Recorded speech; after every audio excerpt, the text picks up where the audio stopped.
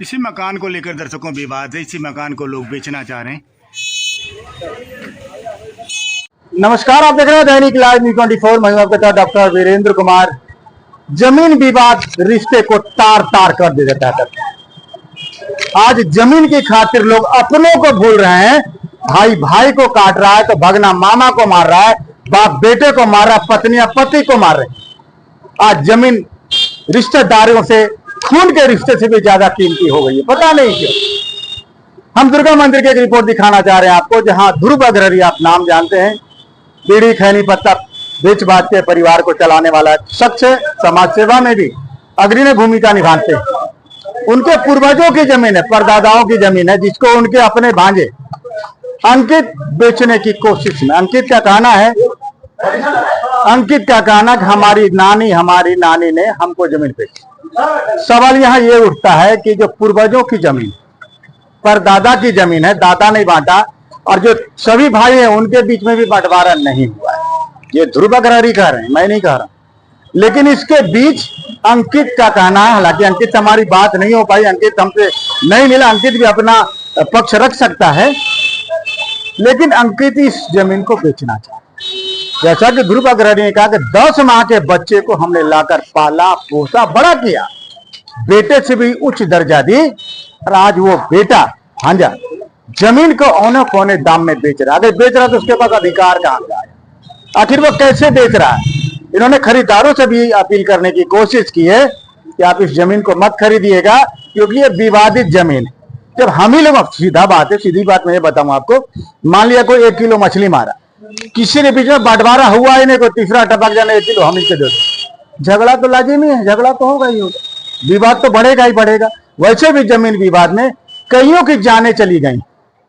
ध्रुव अग्रहरी, उनके तमाम भाइयों ने हमारे साथ जुड़ते हुए कहा कि कोई भी खरीदार इस प्रॉपर्टी का भी नहीं खरीदिए जब तक कि फैसला नहीं हो जाए। हम भी आग्रह करना चाहेंगे, देखिए, विवाद में पड़ने से अच्छा कि इस प्रॉपर्टी को जब तक सरकार, जब तक अधिकारी किसी एक व्यक्ति के नाम से नामित नहीं कर दे, घोषित नहीं कर दे कि ये संपत्ति फलना की है, तब तक मेरे हिसाब से जमीन नहीं बिकनी चाहिए। और आपसी जो भाईचारा है वो कायम रहे, ये हमारी भी कोशिश होनी चाहिए, क्योंकि जमीनें तो यहीं रह जाएंगी, जमीन विवाद में कईयों की जान चली जाती है। देखिएगा हमारी खास रिपोर्ट। क्या नाम है आपका? क्या कुछ दिक्कत है? क्या कुछ मामला है? मैं ध्रुव कुमार अग्रहरी। पिताजी का नाम? पिताजी का नाम किशुनलाल अग्रहरी। कहाँ रहते हैं आप? दुर्गा मंदिर के सामने। क्या मामला है? मामला ये है कि हमारा पूर्वजों का जमीन है, जर्जर स्थिति में मेरा मकान था। पूर्वज माने परदादा? परदादा का जमीन। क्या नाम था परदादा? परदादा का नाम है लच्छूलाल अग्रहरी। ठीक।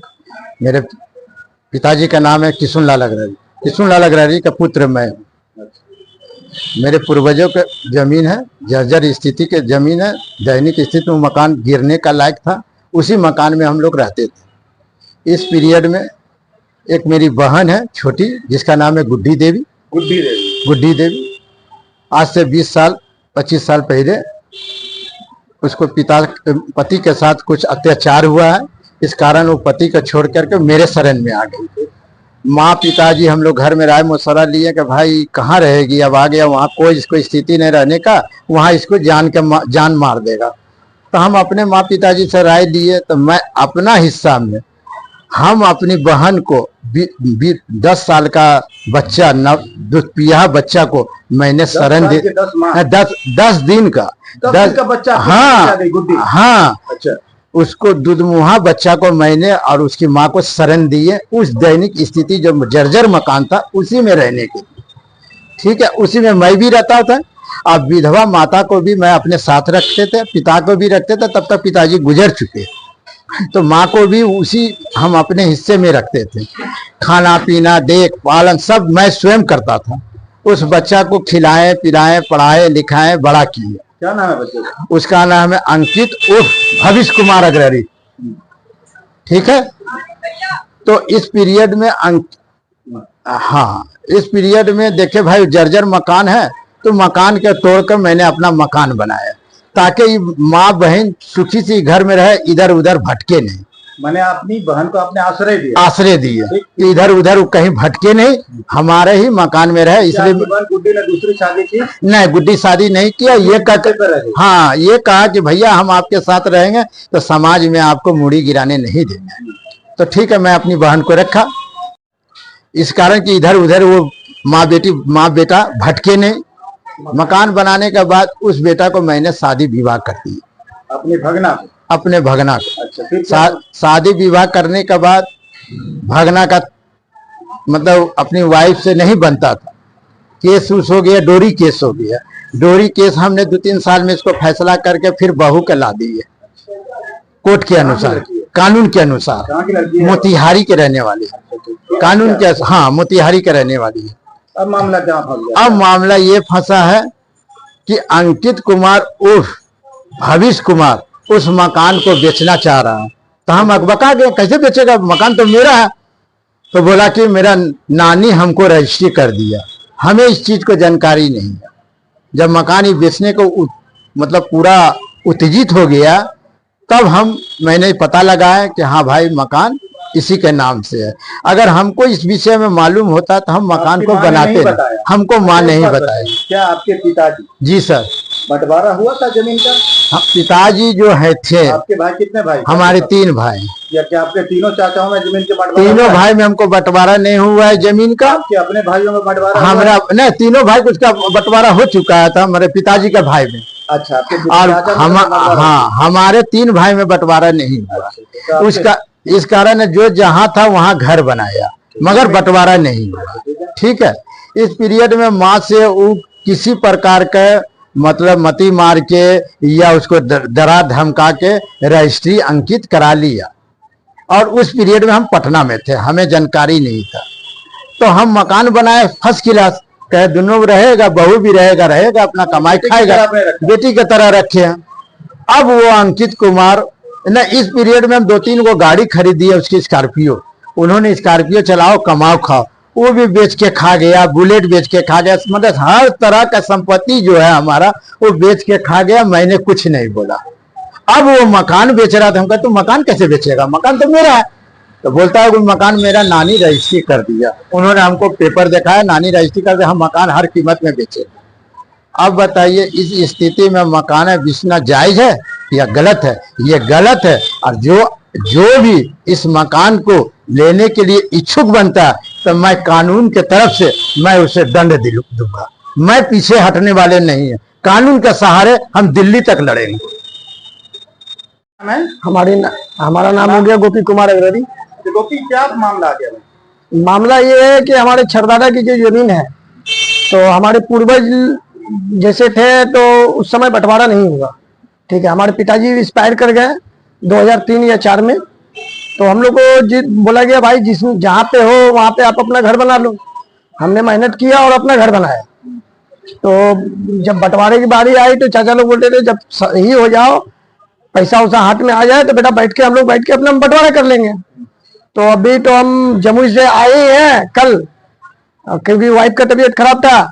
तो आज आए हैं तो हमको मालूम पड़ा है कि मेरा ये फुफेरा भाई जो अपना मकान जिसमें वो रह रहे थे, तो वो मकान बेच रहे हैं।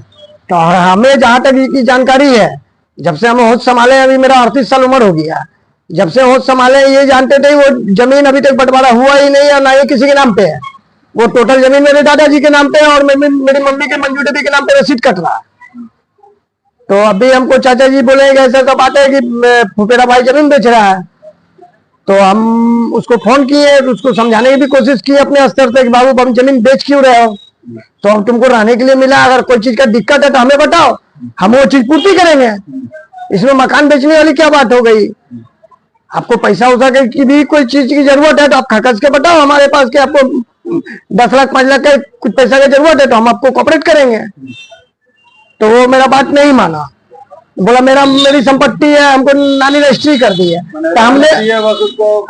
तो वो बोला कि मेरा नानी रजिस्ट्री कर दी है।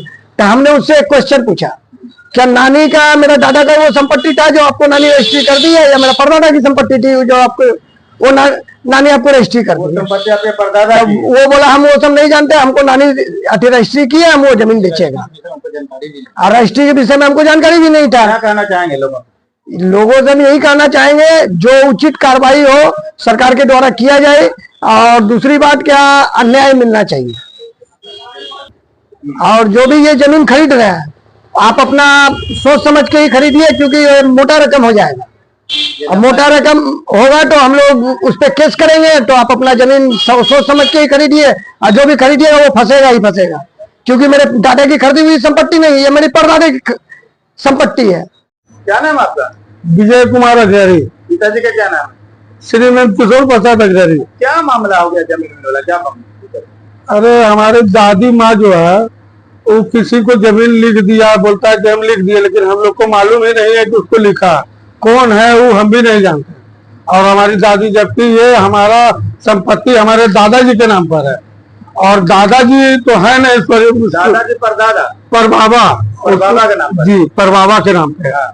तो और परबाबा मेरे है नहीं, और मेरे दादाजी भी नहीं रहे, और दादी जी भी नहीं रही कि हम उससे पूछे कि है कौन जिसको जमीन लिखा। क्या कहना चाहते हैं? ये जमीन लिखा कौन, ये जानना चाह रहे हैं, और लिखा तो क्यों लिखा उसको, और कब लिखा, कोई सनाख होगा उसके सामने लिखा होगा, वो जानना चाहते हैं। अगर कोई बेचना चाह रहा है, कोई लड़का बेच रहा है जमीन, तो हाँ, क्या? नहीं वो कैसे बेचेगा? हम तो यही चाहेंगे कि वो अभी जमीन नहीं बिके, हमको पूरा जानकारी मिले कि जमीन की हमारी दादी उसको लिखा क्यों, और वो होता कौन है लिखने वाला हमारी दादी, जबकि हमारे मेरे पूर्वज का जमीन है। मंजू देवी। क्या हो गया मंजू जी? बोले हमें दादा का संपत्ति है, परदादा का संपत्ति? परदादा का संपत्ति है। परदादा ससुर ना बहू? हाँ हाँ। अच्छा, तो भगना कहाँ से भेज देगा, सास कैसे लिख दिया? अभी हम लोग का हो गया नहीं कि उसको कैसे लिखा दिया? बंटवारा आप लोग में हुआ? नहीं, कुछ नहीं। अभी बेचने के लिए तैयार है। जो भी बेचेगा हाँ, जो खरीदेगा वो उसको बस बर्बाद करेंगे। हाँ, हम लोग का होगा तब ना वो बेचेगा।